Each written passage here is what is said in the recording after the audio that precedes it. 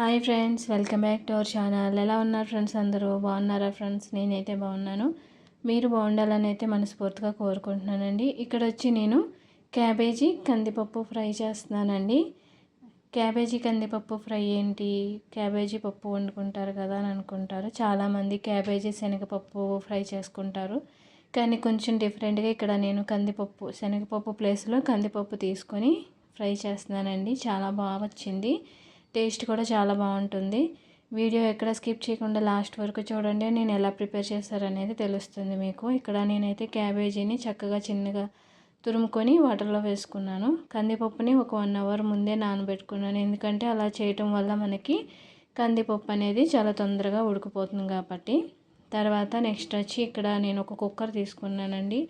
మనకి ఫ్రై చాలా తొందరగా అయిపోతుంది, చాలా టేస్టీగా చాలా బాగుంటుంది, పిల్లలకు ఖచ్చితంగా నచ్చుతుందండి. తర్వాత ఇక్కడ నేను కుక్కర్ తీసుకొని కుక్కర్లో మనం ఆల్రెడీ చక్కగా క్లీన్ చేసుకొని పక్కన పెట్టుకున్న క్యాబేజీని కందిపప్పుని రెండు మిక్స్ చేసేసాను, దీంట్లో వేసుకున్నాను. కావాలితే దీంట్లో ఒక చిన్న గ్లాస్తో వాటర్ వేసుకోండి, లేదంటే మనకి క్యాబేజీలో ఉండే వాటర్ సరిపోతుంది. కానీ నేను కొంచెమే వాటర్ వేసుకున్నాను, అంటే ఒక 1/2 గ్లాస్ వాటర్ అయితే వేసుకున్నానండి. దీన్ని అయితే మనం ఒక 2 విజిల్స్ సరిపోతుందండి. ఇంకెక్కువ అయితే క్యాబేజీ మొత్తం మెత్తగా ఉడికిపోతుంది. అలా కాకుండా ఒక 2 కానీ 3 విజిల్స్ అయితే సరిపోతుంది. మనం కందిపప్పుని ఆల్రెడీ ఒక 1 అవర్ ముందే నానబెట్టుకున్నాం కాబట్టి ఇక్కడ కందిపప్పు అనేది చక్కగా ఉడికిపోయింది, చూసారు కదా. ఇంకా నెక్స్ట్ ప్రాసెస్ వచ్చి దీంట్లో నేను ముగ్గుపోయిన టమాటాలు ఒక 3 తీసుకున్నాను, పండిన టమాటాలు 3 తీసుకున్నానండి. తర్వాత ఒక 3 పచ్చిమిర్చి, కరివేపాకు, వెల్లుల్లిపాయ, జీలకర్ర, ఆవాలు. ఇక్కడ నేను ఎండుమిర్చి అయితే తీసుకోలేదండి, ఎండుమిర్చి ప్లేస్లో పచ్చిమిర్చి తీసుకున్నాను. కావాలితే మీరు పోపులోను శనగపప్పు, మినపప్పు అన్నీ వేసుకోవచ్చు, కానీ ఇక్కడ నేనైతే వేయలేదండి. మనం ఇప్పుడు తర్వాత దీంట్లో ఆయిల్ అనేది వేయాలి. ఒక 5-6 స్పూన్ల దాకా ఆయిల్ అయితే వేసాను. ఆయిల్ కొంచెం వేడైన తర్వాత దీంట్లో మనం వెల్లుల్లిపాయ, జీలకర్ర, ఆవాలు, కరివేపాకు ముందుగా వేసుకొని అవి కొంచెం ఫ్రై అయ్యేదాకా కూడా మనం ఫ్రై చేసుకోవాలండి.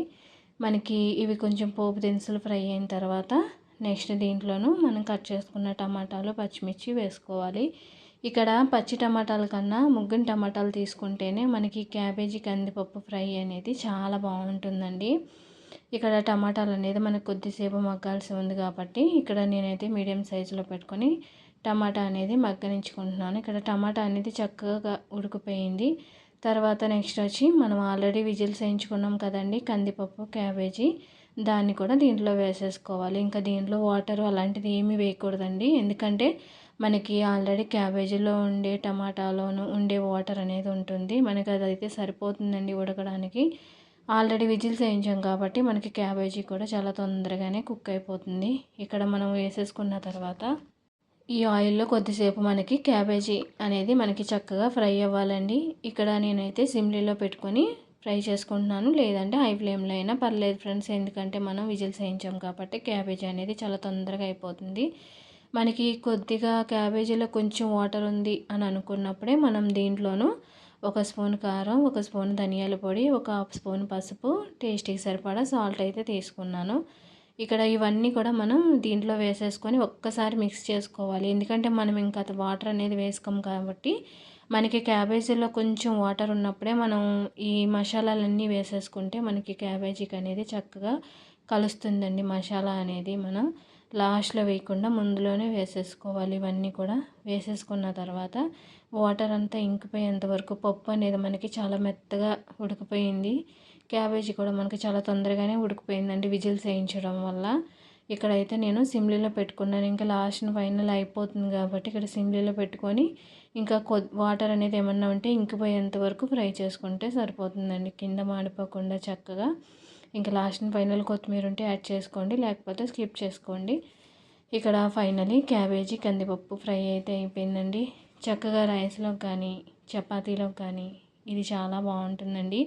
శనగపప్పుతో కాకుండా ఇలా కందిపప్పుతో ఖచ్చితంగా ట్రై చేయండి, టేస్ట్ అయితే అస్సలు వదలరు, అంత బాగుంటుందండి, ఖచ్చితంగా ట్రై చేయండి. ఓకే ఫ్రెండ్స్, ఫైనలీ నేను చేసిన ఈ కందిపప్పు క్యాబేజీ ఫ్రై అయితే ఎలా ఉందో ఖచ్చితంగా అయితే కామెంట్ చేయండి, లైక్ చేయండి, షేర్ చేయండి, మన ఛానల్ అయితే సపోర్ట్ చేయండి. Thanks for watching. Bye friends.